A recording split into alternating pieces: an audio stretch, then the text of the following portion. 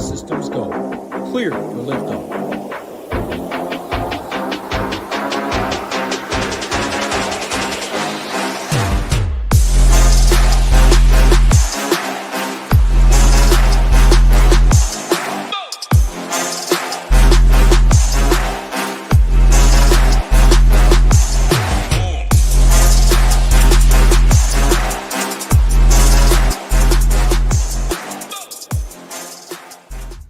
What's going on, everybody? Hope y'all having a great week. We are back talking some fights. UFC Fight Night, 5 p.m. Eastern at the Meta Apex. As you can see, we are sharing the stone like always. 12 fights on tap this Saturday. Again, 5 Eastern is the start time. Hope you guys had a good, profitable week last week. I didn't, but it was the 1 a.m. card over here, and there was overlay.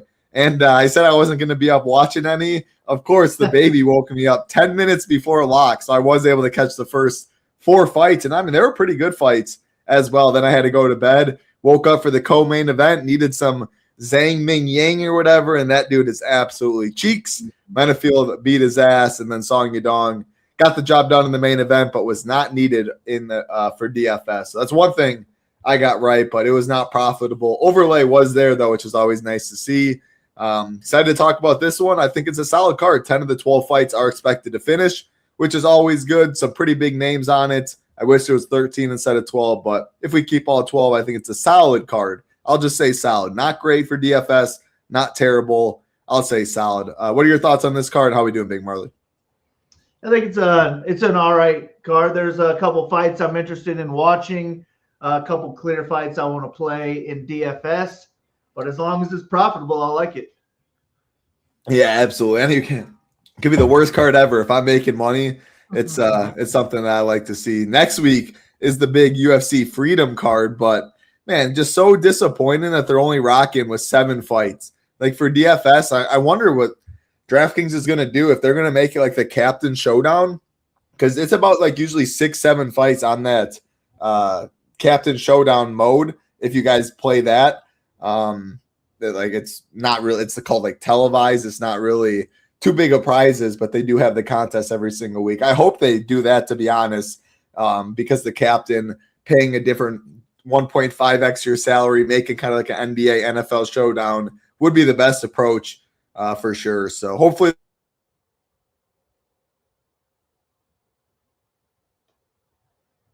You just went out. I don't know if that was me or you. I'm back. Uh-oh. All right, cool. Uh-oh. I'm scared. That's not good. That's not good. But yeah, hopefully they do that. I'm not going to waste too much time because that scared the living daylights out of me. What's going on, Nate D? Hope you're doing well. AX, yeah, only 7 fights for next week. That is bad. Yeah, shoot. I am definitely scared. I don't know why that happened, but hopefully we are good for the rest of the show. Any broadside overview for you, Big Marley, before we go fight by fight? No, I think we've come off of a few cards in a row where we really haven't had to target the main event, but I think we're back to targeting the main event. I'll probably be close to, if not all in, on this main event. Could not agree anymore. That was actually the first thing I wrote up in my write-ups. I've been underweight plenty of main events this year, probably more than almost any year, at least so it feels like, and this is not one of the weeks where I'll be underweight. You can see both guys average over 2 takedowns per 15, over 4 significant strikes, expected to finish. Price 8,300, 7,900. That is a fight tough to get away from. But again, my broad slate, 8 or 10 of the 12 fights are expected to finish. So we're going to see some big scores. If Bonfim or Bilal put up like 89, probably not enough. But we'll get there when we get there. What's up, Alan? Appreciate you hanging out. Hope everybody is doing well. All we ask, like button, subscribe button. It helps us out a ton. We are going to kick it off with the first fight of the night. One of the 2 fights expected to go the distance. Actually, I want to say first, I put the money line odds up on Monday, and then the inside the distance lines I put up Wednesday, except so Bilal through Bryce Mitchell. The first 4 were out on Monday, so these were on Monday, and then all of these were on Wednesday. So when I'm talking about line movements, that's what we're looking at. All of the 12 fights for money lines Monday, so a lot of a couple days to see where the line movement went. The inside the distance, not as much. So wanted to touch on that right away. First fight of the night, Ketlen Souza minus 300, taking out Ariane Carnelossi plus 250. plus 160 for this fight to finish. Souza plus 225 inside the distance. Carnelossi plus 550. Talking some line movement. Souza open minus 300. 2 days later was minus 245. So Carnelossi took money to start. And then Souza has got buyback now at the original minus 300 number. This is a rematch from 2019 where Carnelossi KO'd Souza in the third round. So now finds herself as a big dog. Again, one of the 2 fights expected to go to the distance. What do you plan on doing? I think I'm not really looking to get to this fight at all. I thought about putting it as a 1-star, but on this card with 12 fights, I feel like you can use either side just to get different. But I don't really think either side makes a lot of sense. Carnelossi, some of the most power in the division, and maybe she could get another knockout. But if she's not getting a knockout, I just really don't like her minute-to-minute skills. And I think that Souza is the better minute-to-minute fighter everywhere. I would take Souza in a 15-minute striking match, and I think she could do even better in a grappling match against Carnelossi. I just don't think she is a high enough work rate to outscore an $8,900 salary. So I would rather just pay up for other favorites instead of getting Souza. So my plan is to get different on this one, but I am picking Souza to get the win. Probably a 30-27 where she might not even hit a 10x. The chalky take is that this will probably be the lowest owned fight on the card. It'll be one of the lowest owned fights. I will play some Souza though. Her, which doesn't mean too much, but her money line value for 8,900 is good at minus 300, and her inside the distance prop plus 225 isn't great in the upper tier. But when you're comparing that to her ownership, that's 30% likelihood to finish, and I expect her to be sub 20% on this card. So when I am playing the main event, when I'm playing Iwu right here, who's going to be very popular at 9K, if I'm getting really chalky, I will include Souza in the pool and be fine getting different that way. Because Carnelossi has like 22% takedown defense. Souza's doesn't wrestle much, but it'd be a very easy path if she does choose to do so. And she's plus 450 by knockout. Carnelossi plus 700. I just think at this point in their career, Souza's better wherever the fight goes. It doesn't take too much to get overweight to her. I'll probably be around the field, maybe slightly overweight. Again, anytime a finishing prop is higher than their ownership, I do try and think about it a little bit. So I don't like Carnelossi much at all.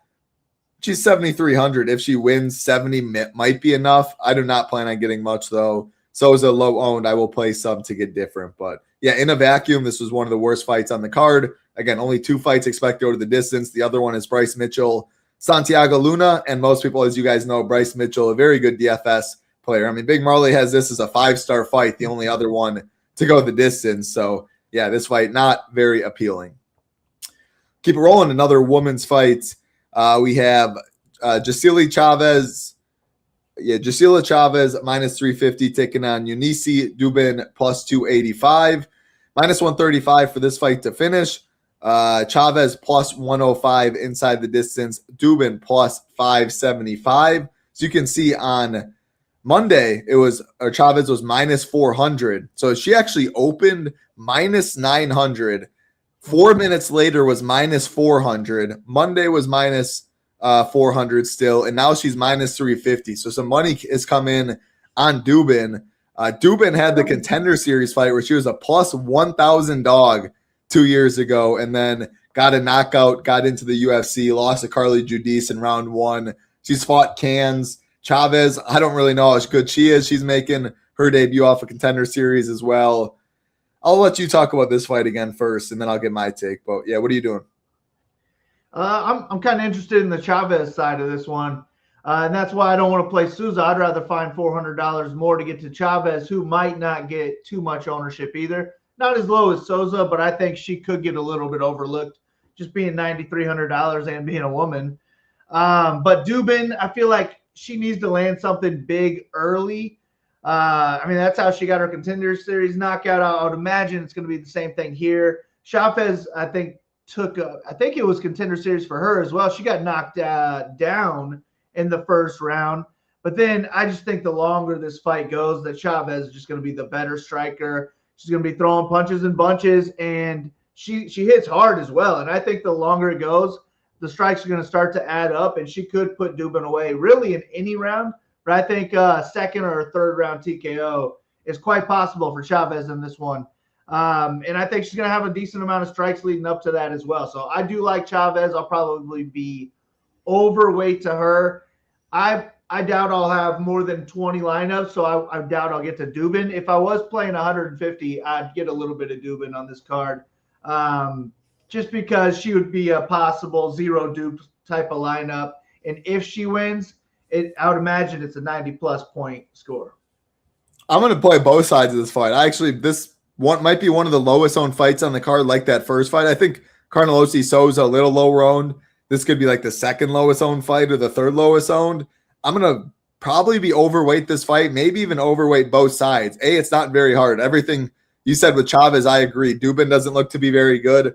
Not that Chaves might be very good, but I think she could have a lot of volume. Plus 105 to finish is good. And you could easily go like a Costa or Marcus McGhee and drop down to Chaves and leave 200, leave 500 as one way to get different. She also has to be capped to an extent because Iwu is 300 less and will be a lot more popular. So I'm going to play some Chaves for sure. Good size dog or good size favorite, plus 105 inside the distance.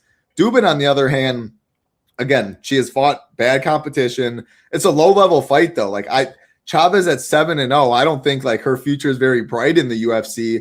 Like when you get really low level fights like this and you haven't seen them in a while, one of them can make a lot like really big improvements. You could look at a whole different fighter. I remember like Karina Silva. She came to the UFC, couldn't really see much tape, and she looked like a whole new girl. So there's a lot of variance in it. Duben's been taking money, and most importantly, it's just when I'm looking at the lower tier, I don't like Matt Schnell. I don't like John Yannis.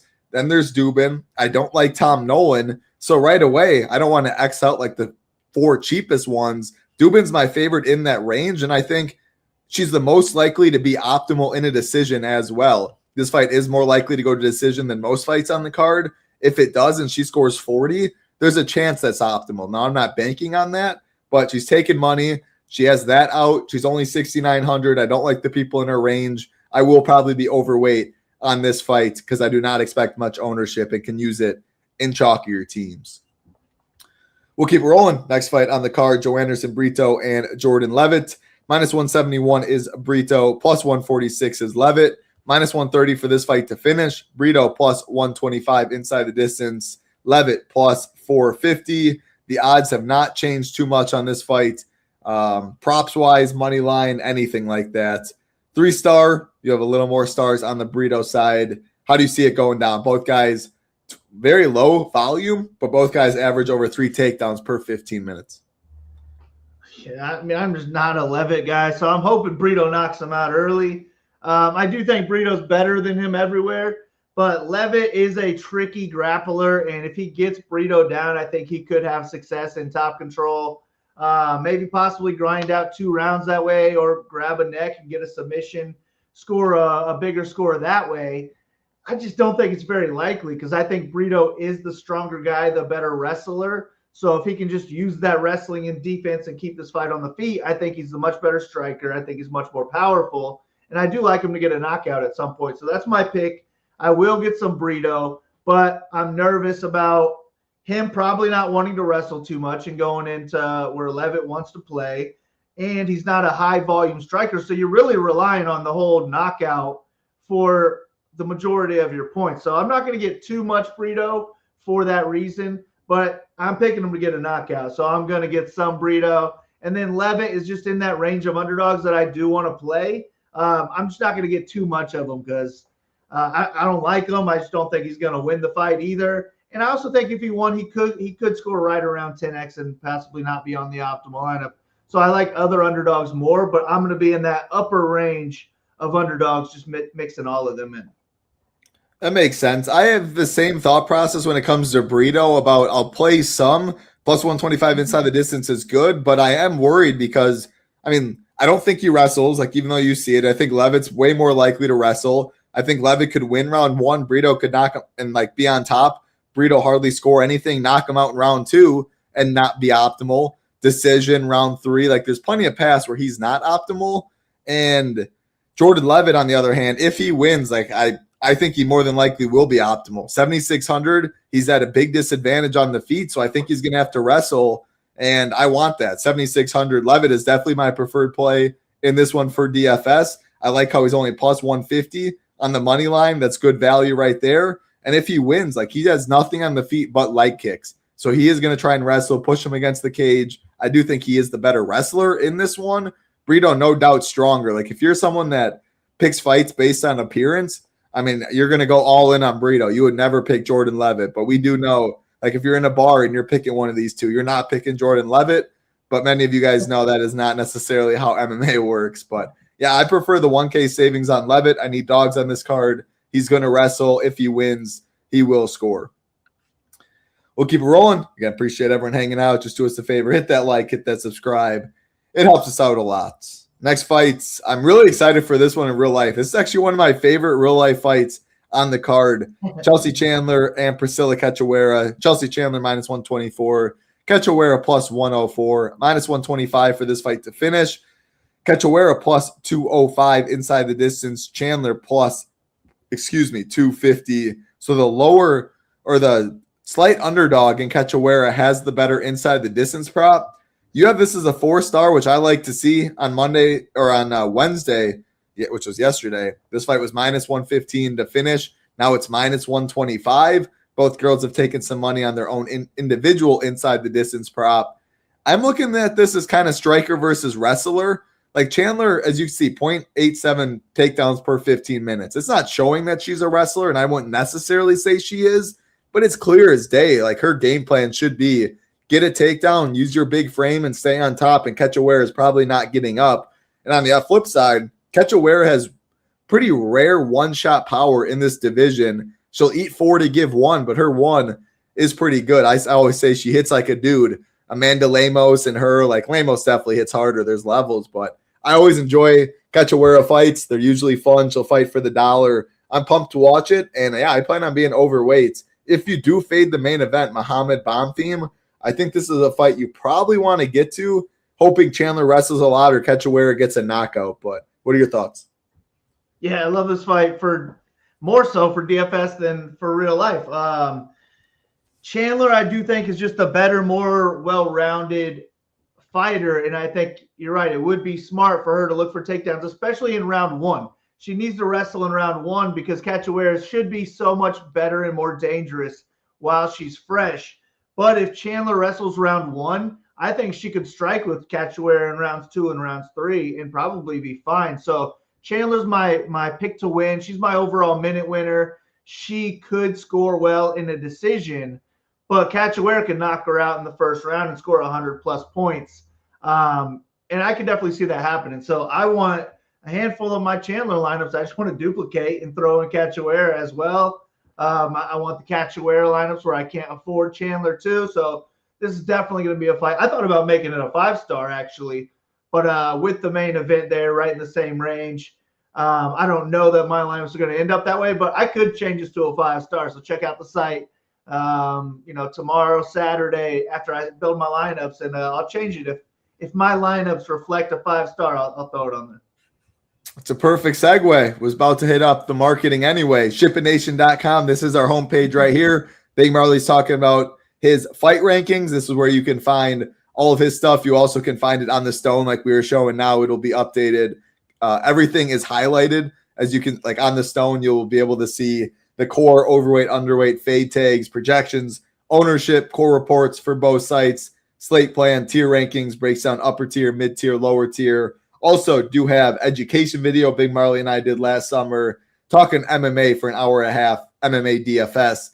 That is multiple ways you can get in with us. If you want to play NBA finals, NHL finals, PGA, MLB, NASCAR, all of that, you can get in as low as $49 for the first month.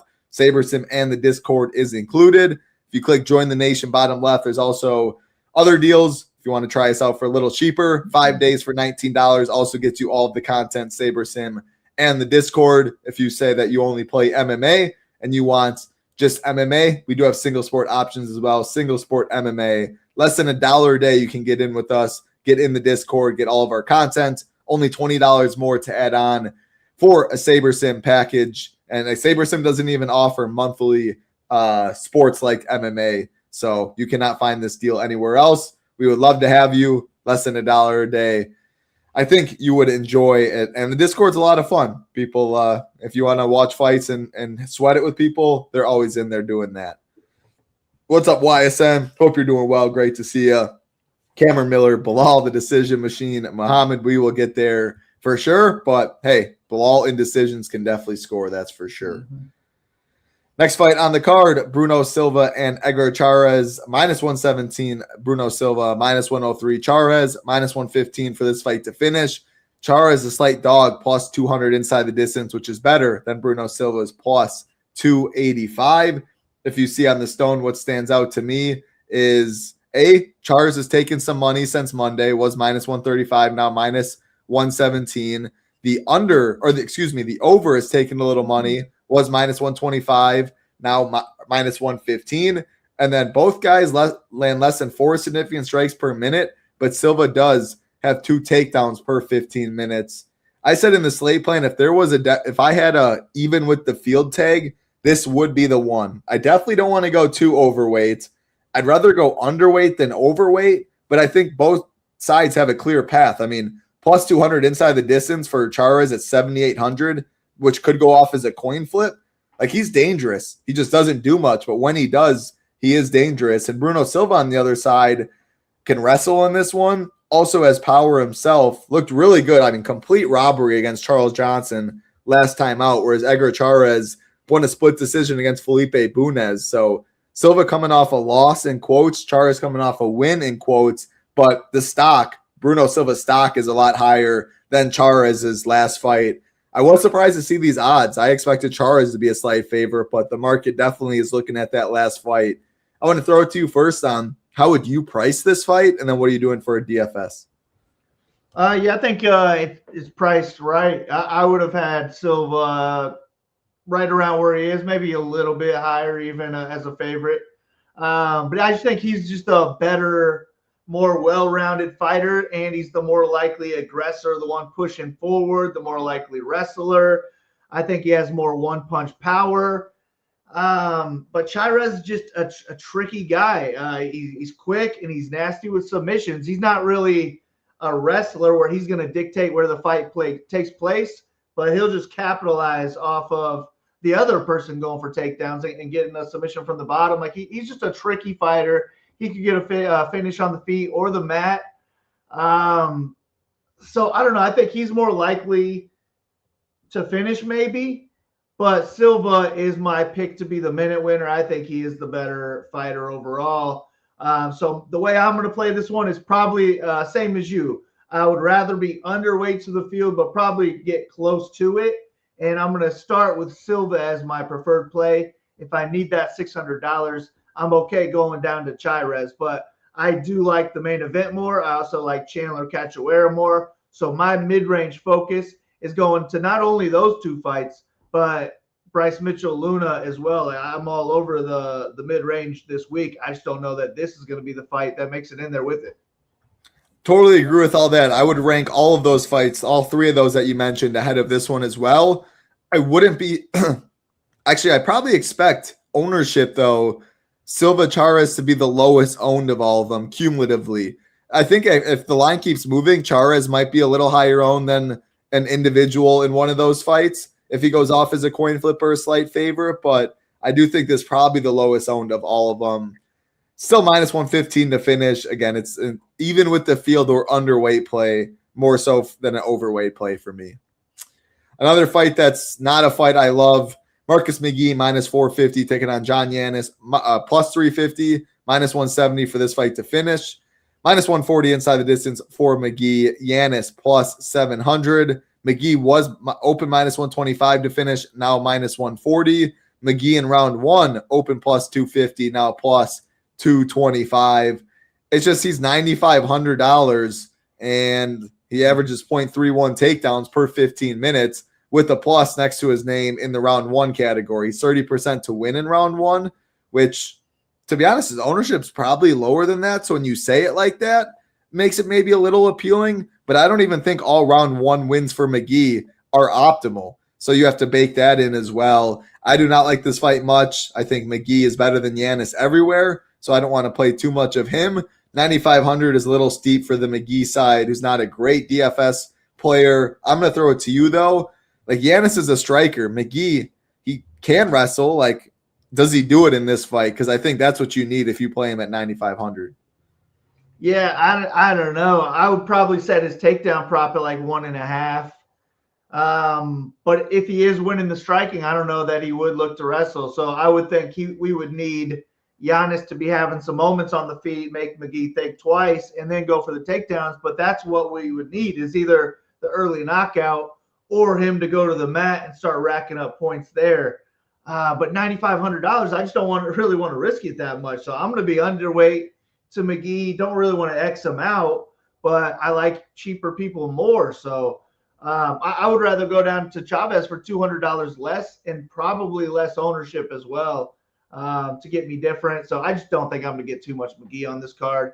Yannis would be kind of the same as Duben for me. I doubt I get to him with 20 or less, but if I'm making 150, I'd keep him in my pool. Probably limit him at 10, 15% max or something like that. Agree. I agree. I'm not going to play much Yannis. If I'm playing over 20 teams, maybe cap it at 10%. If I got 0, fine. Less than 20, I don't know, maybe in the 15, 20 mark if I got to sprinkle 1 or 2. I don't want much Yannis. So that's why I'm going to play Duben. I definitely prefer Duben down below. But yeah, I prefer Chaves, like you said, for 200 less, almost in a vacuum when we're talking upside. But definitely when I know I can leave 200 off of McGhee teams to eliminate dupes that way. So we see this fight very similar. All right, the minus 1,000 fight to finish. The only 5-star, or excuse me, 2 5-stars. The only non-main event 5-star. Oh, I take that back. You have Bryce Mitchell and Luna. I'm tweaking. All right, the first of 3 5-star fights Big Marley has. Iwu Baraniewski minus 370 taking on Junior Tafa plus 295. Minus 1,000 for this fight to finish. Iwu minus 315 inside the distance. Tafa plus 340 inside the distance. Iwu in round 1 minus 165. And that money, or that prop, has got hammered. It opened plus 130 Iwu in round 1. Now minus 165. And he's only 9K. Like, if we flip McGhee and Iwu prices, again, it goes based on money line. That's why it is where it is. I would still like Iwu more than McGhee, 400 or 500 more. So that just shows how underpriced he is. With that being said, I mean, we have him projected over 50% right now, and I do think that's accurate. He will be the chalkiest fighter on the card, I think.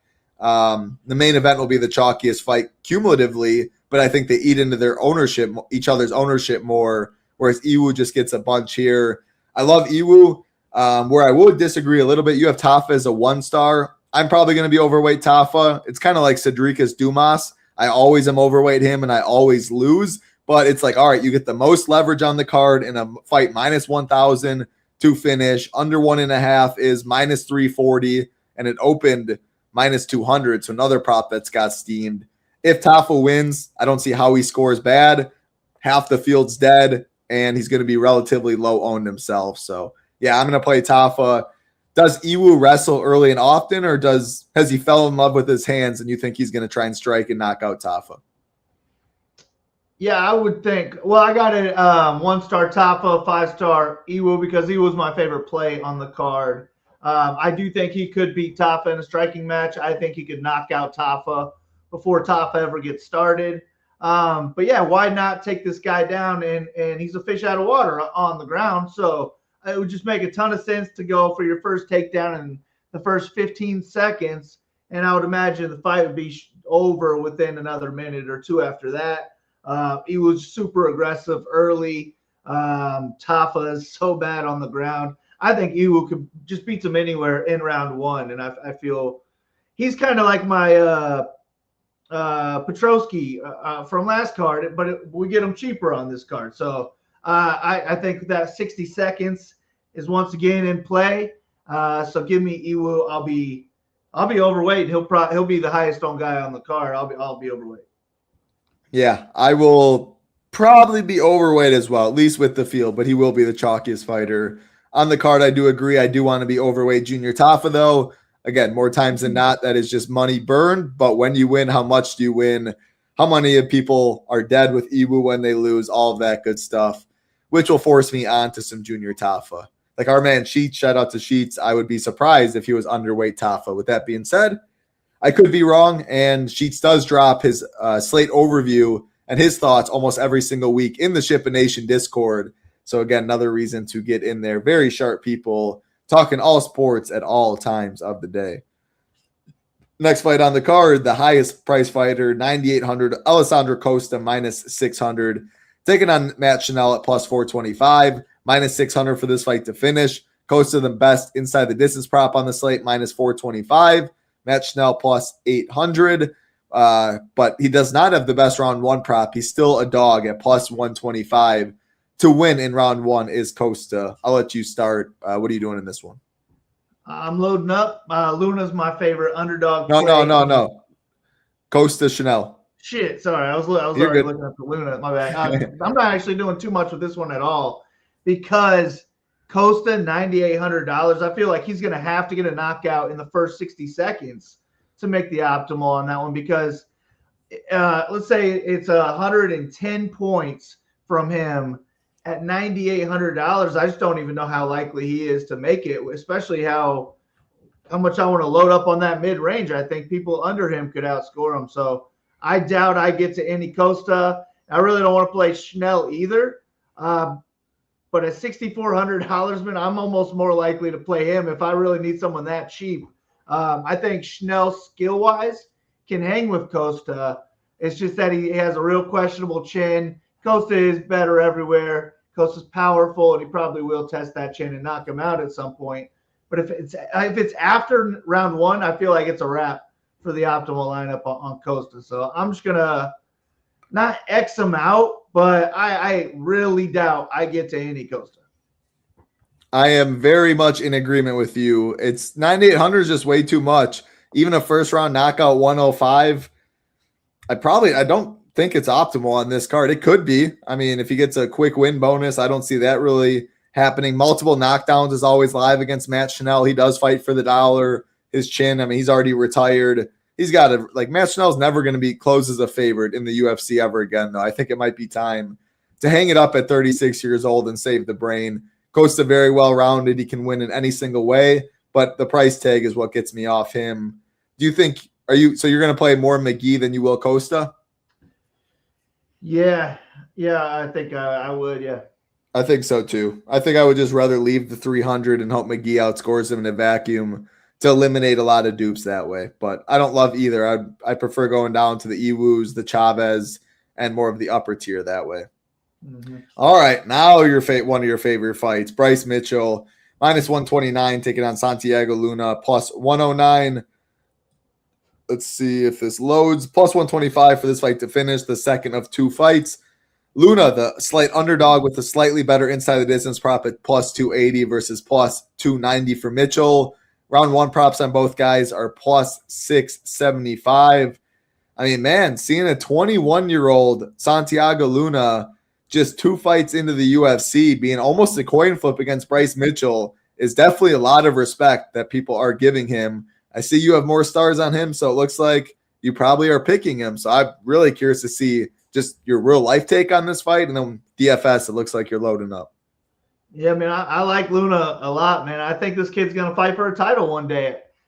21 years old right now, and he looks like he could be in his prime. Like he looks really good on the feet, throws punches and bunches. He's really fast.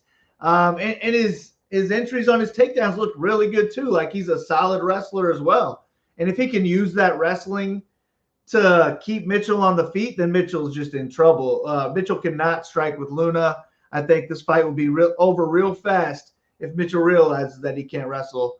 But because Mitchell can't strike with Luna, he's going to have to wrestle from the jump. And he is a nasty wrestler, nasty grappler. I'm sure at 21 years old, Luna hasn't grappled with too many guys like Mitchell. So I do think Mitchell is live to just completely maul Luna on the ground, maybe even put up 120-plus points if it was a decision mauling. So if Mitchell wins, he's going to score well for sure. And he's only $8,500.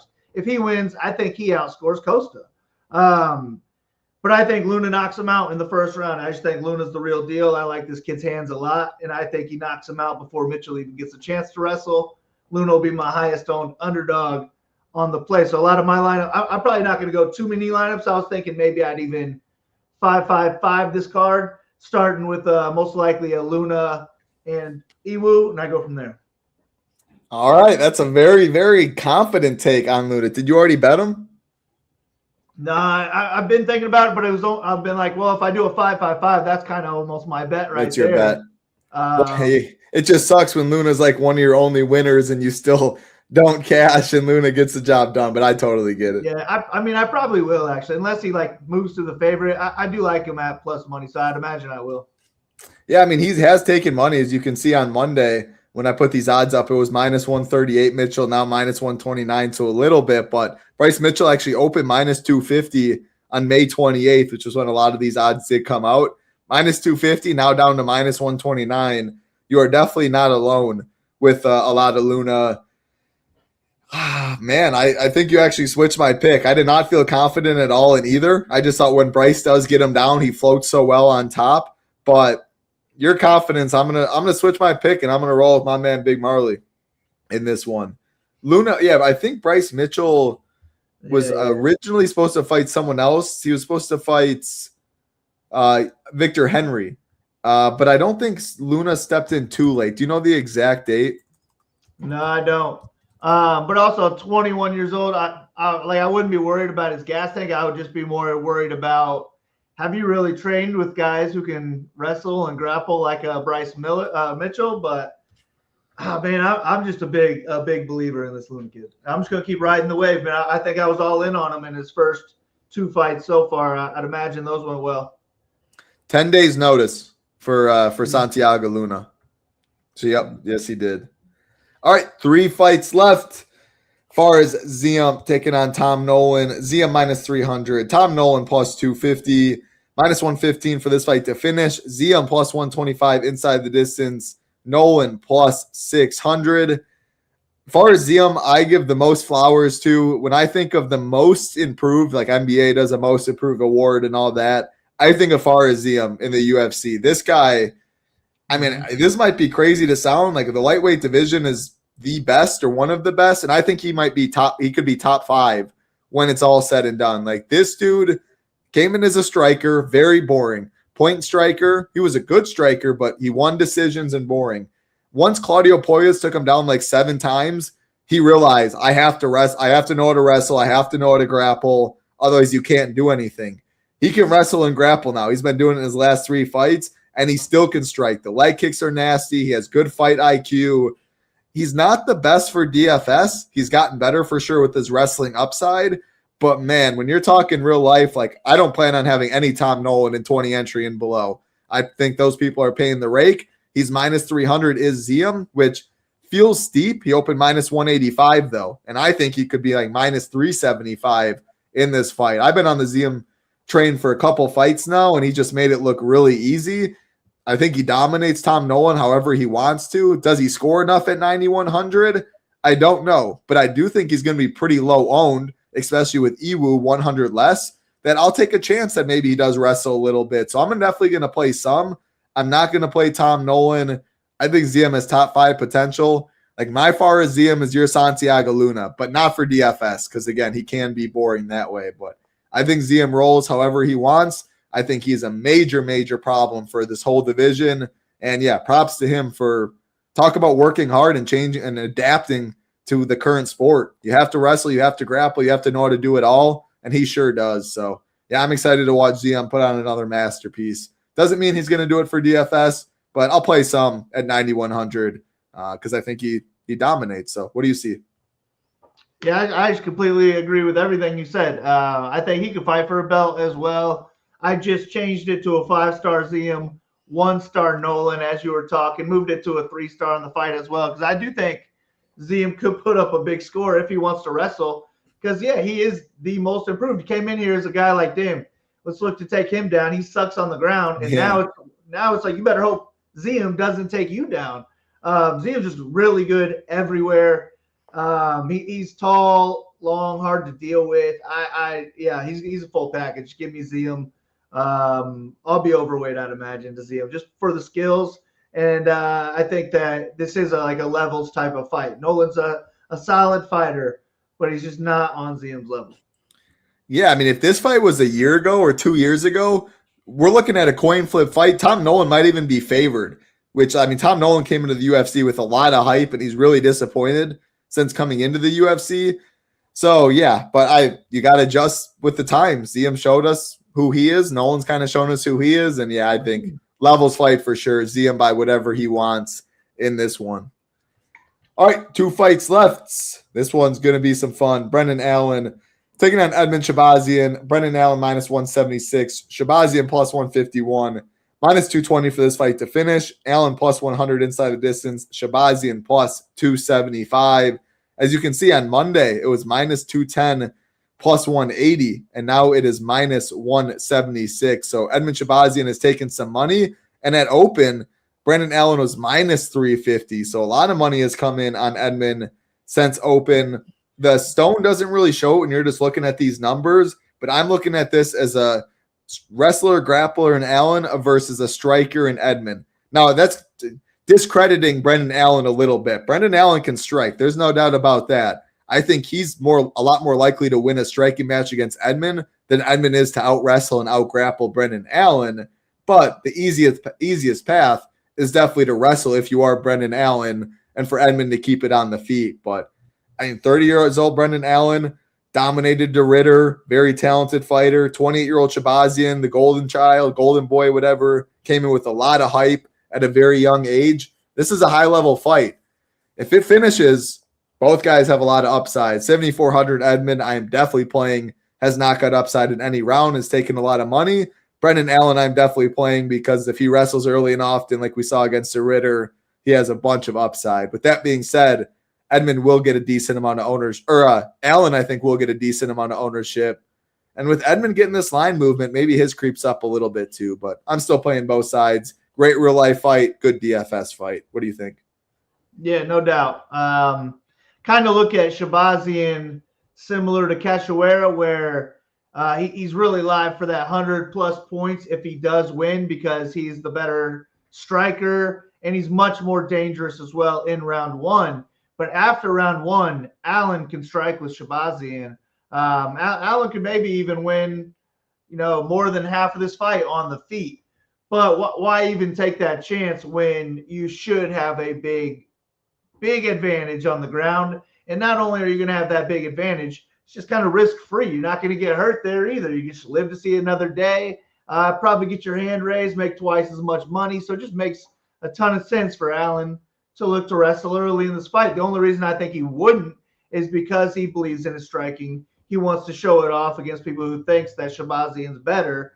And Allen's fought just a better competition over his career. So wouldn't shock me if we're like, damn, come on, Allen, why are you not shooting?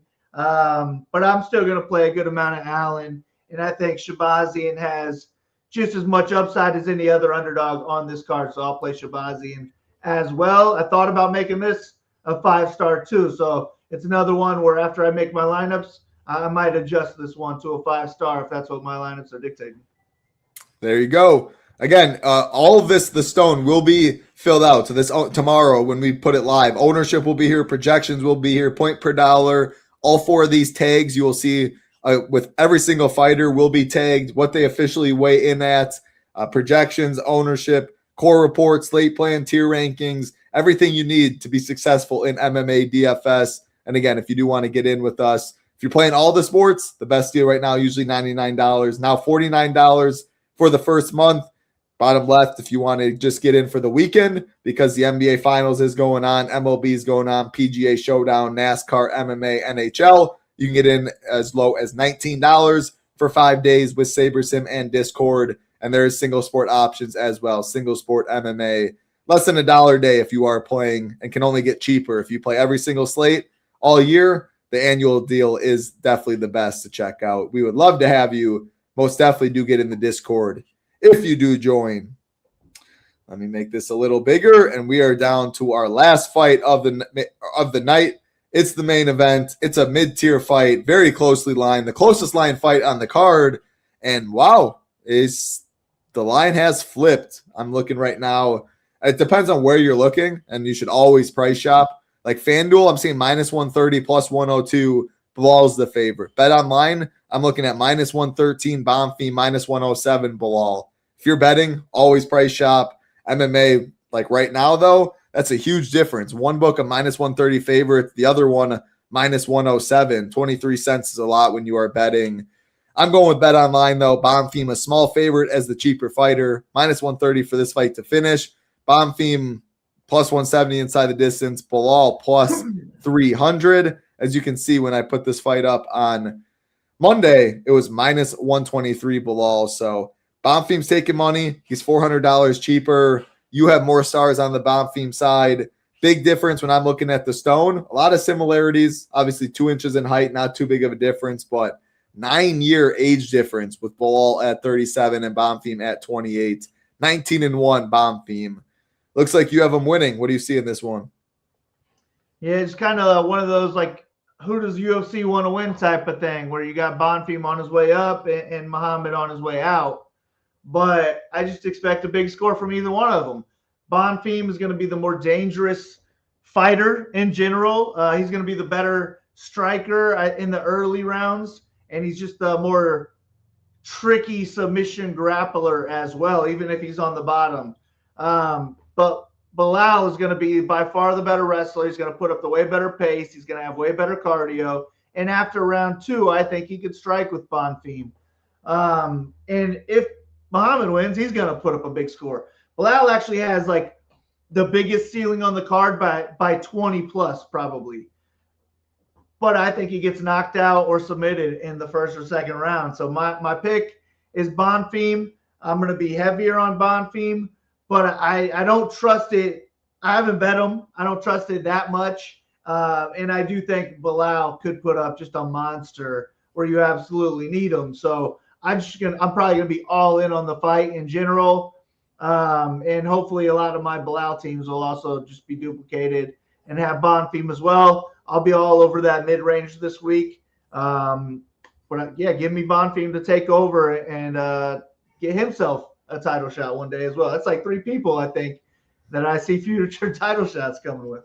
Hey, that's a pretty stacked card. If we look back at this card in 10 years or whatever it is, and you see multiple guys on a fight night card fighting for a title, that should excite some people. But yeah, I'm on the other side. I'm picking Bilal. I don't feel the most confident. I don't love it. 2 reasons. I think when it comes to wrestling, Bilal is the much better wrestler. His takedown defense is elite.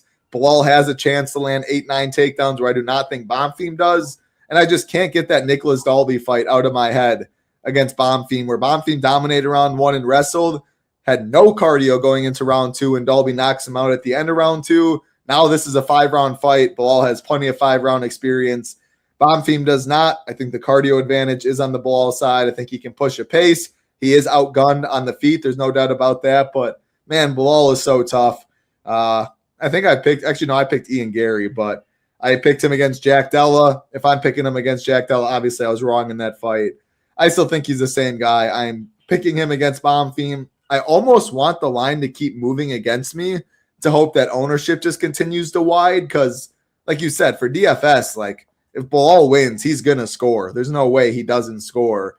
I very well might have 100% of this fight, 20 and below. I probably do because, yeah, I'm with you. With Bonfim, the money coming in on Bonfim, if he is more popular, I think my favorite way to do it to play Bonfim is just leave 400 on most lineups. If I have 40% Bonfim, if 20 of those just Bilal down to Bonfim, I left 400, I left the rest of the build the same. I think that is the way to do it again, especially if he continues to take money. If I know Bonfim comes in higher owned than Bilal Muhammad, I'm worried about getting different. If you play Bonfim, if you play Iwu, you're already starting to get in a very familiar thing. You can play them together, but leaving that 400 to allow others to play Bilal instead is definitely something I'll be looking to do that way. So phenomenal fight to target. Going to definitely be looking at line movement to see where this money continues to go. And yeah, I'll probably have close to 100%, if not 100%. But I'm on the Bilal side. Confidence is very low, though. Big Marley, that is all 12 fights. I'm excited for this one. You talked about 3 potential champions, or at least fighting for a title, so that's pretty cool. Any final thoughts before we get on out here? Now, I'm glad we don't have to wake up at 4 a.m. or anything for this card. Hopefully it's a profitable one. Good luck to you, Title. Good luck to everybody listening. Let's ship it.